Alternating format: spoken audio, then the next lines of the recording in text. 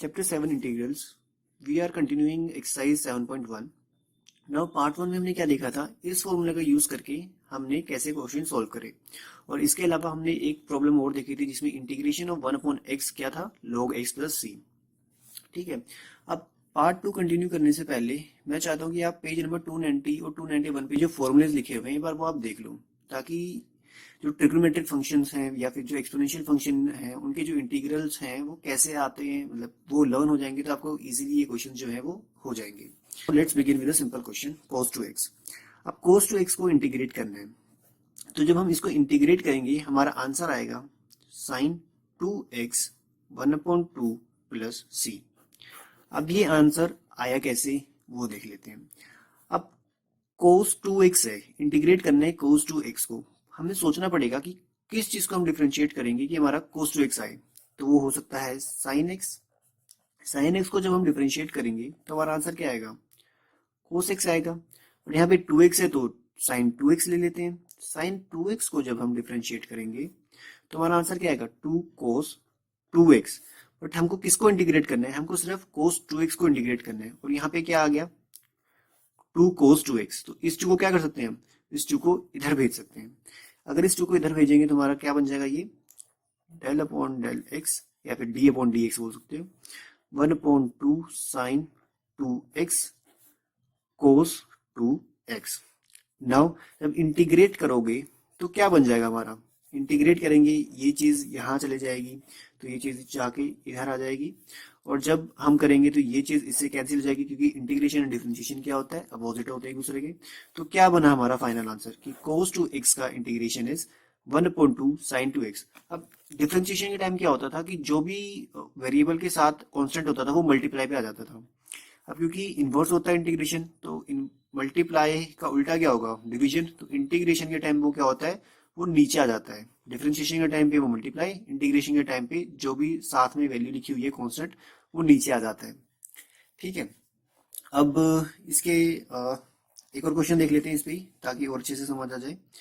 Sine x plus cos x का differentiation, इसको हम और कैसे लिख सकते हैं, साइन एक्स दोनों को दे देते हैं इंटीग्रेशन का साइन, और cos x dx। Previous question में हमने देख लिया था कि इसका आंसर क्या आएगा, इसका आंसर हमारा क्या आएगा sin x। और इसका आंसर क्या आएगा वो देख लेते हैं। अब किस चीज को, कौन से ट्रिग्नोमेट्रिक फंक्शन को मैं जो है डिफरेंशिएट करूँ कि मेरा आंसर sin x आ जाए। तो हम देखें तो cos को कर सकते हैं, पर जब cos को डिफरेंशिएट करोगे तो आपका आंसर आएगा माइनस साइन एक्स। पर यहाँ पे प्लस का दे रखा है तो ये माइनस कहाँ चले जाएगा, इधर चले जाएगा। तब इसको सोल्व करोगे तो आंसर क्या आएगा, माइनस कॉस एक्स, बीच में प्लस है प्लस लगा देंगे और एक सी ऐड कर देंगे, सी मतलब कांस्टेंट। ओके, ये जो चीजें हो रही हैं ये आपके पेज नंबर 290 और 291 पे जो फॉर्मूलेस लिखे हुए हैं इंटीग्रेशन के, वो एक बार आप याद कर लोगे तो इस चीज में आपको कोई भी डाउट नहीं रहेगा, इजिली आप ये एक्सरसाइज जो है वो कर पाओगे। अब एक और क्वेश्चन ले लेते हैं, थोड़ा सा इजी है बट लगेगा देखने में डिफरेंट लगेगा और डिफिकल्ट लगेगा, पर है easy. Cosec x, cosec x plus cot x को इंटीग्रेट करना है। अब दिखने में थोड़ा मुश्किल लग रहा है, तुम आप फॉर्मूले भी देखोगे तो वहां पे ऐसा कुछ नहीं दिखेगा तुमको। अब करना कैसे है ये देखो, अंदर मल्टीप्लाई तो कर ही सकते हैं, तो मल्टीप्लाई करके देखते हैं क्या होगा। ये बन जाएगा cosec square x plus cosec x cot x. अब इसका डिफरेंशिएशन करेंगे, फॉर्मूलेज में जाओगे देखोगे इसका भी आंसर मिल जाएगा और इसका भी आंसर मिल जाएगा। क्या आंसर आएंगे इनके, minus cot x minus cosec x plus c. ये यहाँ पे तो प्लस था, यहाँ पे भी प्लस था, कुछ नहीं है तो प्लस ही है, तो ये माइनस कहाँ पे आया।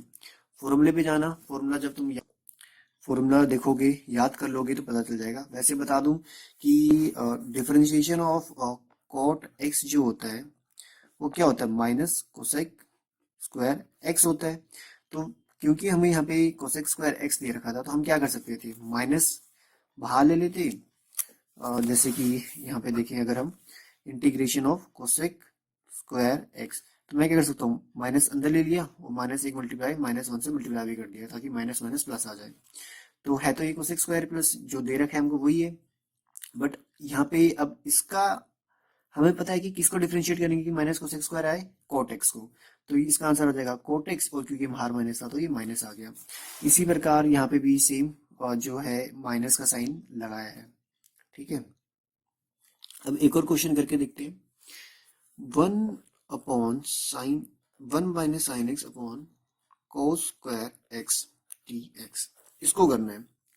अब हो सकता है कि आप लोगों को लगे कि हमको एक आइडेंटिटी पता है, sine square x plus cos square x is equal to one. तो कोस स्क्वायर एक्स को हम क्या लिख सकते हैं, one minus sign square x लिख सकते हैं, और फिर one minus sine x square x को, इसको हम further one minus sine x, one plus sine x लिख सकते हैं, और फिर आपको लगेगा कि हम ये काट देंगे, फिर आपको इंटीग्रेट करने नीचे आ जाएगा वन प्लस साइन एक्स। तो ऐसे करेंगे ये थोड़ा मुश्किल हो जाएगा, इसीलिए हम ये चीज नहीं देखेंगे।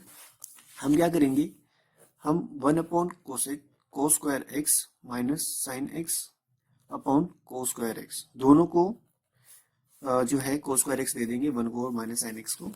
और फर्दर इसको क्या लिख सकते हैं, सेक स्क्वायर एक्स। अब यहाँ पे देख रहे हो कि ट्रिग्नोमेट्री का कितना यूज हो रहा है, इसीलिए जो है अगर आपकी ट्रिग्नोमेट्री कमजोर है तो फिर इस चैप्टर में आपको दिक्कत आएगी ही आएगी। तो बिफोर स्टार्टिंग दिस आप काम करना है, एक बार ट्रिग्नोमेट्रिक फंक्शन रिवाइज कर लेना, फिर जो फॉर्मूलेज लिखे हुए इंटीग्रल्स के एक बार वो रिवाइज कर लेना, and then if you start, तब जो है इजिली ये चैप्टर जो है आपको बहुत मतलब आसान लगेगा। नहीं तो वैसे ही स्टार्ट करोगे, आपको ट्रिग्नोमेट्री नहीं आती है कि ये one upon cos square x sec square x कैसे बना। अब इसको मैं फर्दर और कैसे लिख सकता हूँ, देखो sine x upon cos x into cos x, अब सॉरी एक्स, अब ये चीज क्या बनी, टेन एक्स बनी, तो इसको मैं क्या लिख सकता हूँ, इंटीग्रेशन ऑफ, थोड़ा integration of sec square x minus ten x cos, sorry ये कोस एक्स क्या बन जाएगा, ये बन जाएगा हमारा सेक एक्स डी एक्स। अब ये सेक है, ठीक है, सेक एक्स है। अब ये चीज देखो कितनी चीजें, कितना ट्रिग्नोमेट्री का यूज हो रहा है, यहाँ ट्रिग्नोमेट्री का यूज हुआ, फिर यहाँ पे भी टेन एक्स बना, फिर ये कोस एक्स जो है वो सेक एक्स बना, कितना ज्यादा ट्रिग्नोमेट्री का यूज हो रहा है। तो इसीलिए अगर ट्रिग्नोमेट्री कमजोर है तो ये चैप्टर हार्ड लगेगा। अगर ट्रिग्नोमेट्री आप में, ट्रिग्नोमेट्री पकड़ आपको बहुत अच्छी है तो ये चैप्टर आपको बहुत ईजी लगेगा। ठीक है, अब होप करता हूँ एक बार ट्रिग्नोमेट्री आप रिवाइज कर लेना इस चैप्टर को स्टार्ट करने से पहले, नहीं तो मुश्किल हो जाएगी थोड़ी। चलो अब स्टार्ट करते हैं। अब हमको पता है सेक स्क्वायर एक्स कब आता है, किसको डिफरेंशिएट करेंगे, टेन एक्स को, तो टेन एक्स आ जाएगा। ठीक है, ये चीज कब आएगी, ये माइनस का minus as it is sec x plus c, इसका आंसर हमारा आ गया ये। नाउ इससे पहले थोड़ा थोड़ा सा एक मुश्किल मतलब लग रहा होगा आपको ये चैप्टर, खास तौर पे ये वाला पार्ट, बिकॉज यहाँ पे ट्रिग्नोमेट्री का बहुत ज्यादा यूज हो रहा है। ठीक है, अब एक क्वेश्चन और कर लेते हैं इसका, लास्ट क्वेश्चन। ठीक है, ये जितना भी मैंने क्वेश्चन कराए हैं, आप जो है ट्रिग्नोमेट्री फंक्शन जो है अगर आपको आ गई, जो ये फॉर्मूलेज इंटीग्रल्स के है ना, वो ना प्रैक्टिस करते रहोगे ना, अपना आप लर्न हो जाएंगे। ठीक है, आपकी अपना मेमोरी बन जाएगी, पर ट्रिग्नोमेट्री को तो आपको लर्न करना ही पड़ेगा। ठीक है, अब एक लास्ट क्वेश्चन कर लेते हैं ट्रिग्नोमेट्री फंक्शन का। Sign to x minus four E three x plus x की पावर टू प्लस वन, जिसमें सारे के सारे कॉन्सेप्ट यूज हो जाएंगे। ठीक है, अब चलिए करते हैं इसको, कैसे करेंगे, इसका आंसर क्या आएगा, cos two x, cos two x है फिर माइनस कोस टू एक्स, बताइए, माइनस कोस टू एक्स, और क्योंकि टू मल्टीप्लाई में है यहाँ पे क्या आ जाएगा, डिवाइड के अंदर आ जाएगा। अब फोर एज इट इज, अब हमें पता है कि एक्सपोनेंशियल, जो एक्सपोनेंशियल का डिफरेंशिएशन होता है वो सेम ई की पावर एक्स ही रहती है। अगर मैं ई की पावर थ्री एक्स कर देता हूँ तो इसका आंसर क्या आता है, थ्री ई की पावर थ्री एक्स आता है आंसर, क्योंकि अब इंटीग्रेशन क्या है, इनवर्स है, तो ये थ्री क्योंकि डिफरेंशिएशन में मल्टीप्लाई होता था, इस केस में क्या होगा, डिवाइड में आ जाएगा, और ये सेम एज इट इज रहेगा। ठीक है, अब इसमें क्या होगा, एक पावर ज्यादा और जितनी पावर आई उससे डिवाइड, और यहाँ पे x नहीं है, इसका मतलब क्या है, x की पावर जीरो है, zero plus one upon zero plus one और प्लस c ऐड कर देंगे। नाउ इसको सोल्व करना है, इसको सोल्व करना है, इसको सोल्व करना है, बाकी आपका आंसर आ जाएगा। मैं भी कर देता हूँ इसका answer, one upon two cos two x minus four by three e की power three x plus x की power three upon three plus x plus c. तो ये आपका आंसर आ जाएगा। ठीक है, ट्रिग्नोमेट्रिक फंक्शन की आपको फॉर्मूले याद करनी पड़ेंगी। एक्सपोनेंशियल फंक्शन जो है, जो भी लिखा होगा ऊपर वो एज इट इज ही याद आता है, जैसे डिफरेंशिएशन में आता था। और जैसे डिफरेंशिएशन में क्या आता है, जो भी कांस्टेंट लिखा होता है वो मल्टीप्लाई में जाता है, तो इंटीग्रेशन क्योंकि इनवर्स होता है तो वो डिवाइड में आ जाता है। तो यहाँ पे सेम चीज लगाई हमने जो प्रीवियस वीडियो में हमने करा था कि एक पावर ज्यादा उतने से डिवाइड। तो यहाँ पे ये कांस्टेंट है, कांस्टेंट में क्या आ जाता है, सिर्फ सीधा एक्स आ जाता है। यहाँ पे कुछ नहीं तो क्या 1x, जो भी कांस्टेंट होगा उसको x से मल्टीप्लाई कर दो, एंड देन सी ऐड करेंगे, वो तो करना ही है हर केस में। ठीक है, आई होप आपको ये चीज समझ आ गई होगी। थोड़ा सा डिफिकल्ट लग रहा होगा, लगेगा भी, क्योंकि बहुत ज्यादा ट्रिग्नोमेट्री का यूज है। ठीक है, ट्रिग्नोमेट्रिक फॉर्मूले और ये जो इंटीग्रल्स के फॉर्मूले वो लर्न कर लेना, तभी जाके ये चैप्टर जो है वो इजी लगेगा, क्योंकि ये चैप्टर मेन है।